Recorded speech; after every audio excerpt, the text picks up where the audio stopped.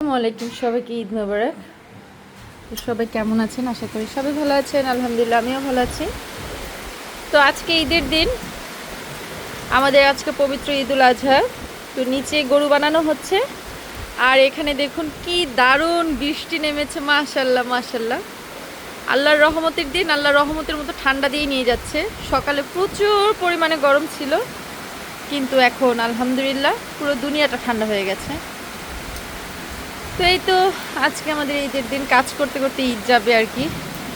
আজকে কে কী করছেন অবশ্যই কমেন্ট করে জানাবেন, কারণ এই কুরবানি ঈদ মানেই গরুর মাংস কাটাকাটি সব কিছু একদম আর কি কাজ করতে হয়।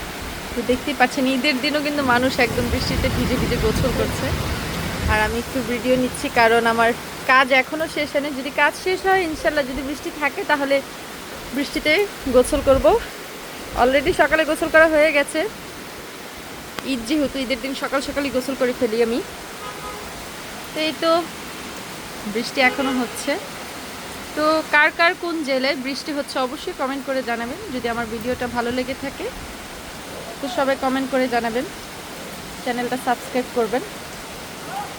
এই তো, সবাই ভালো থাকবেন, সুস্থ থাকবেন। আজকে ভিডিও পর্যন্তই। আল্লাহ হাফেজ।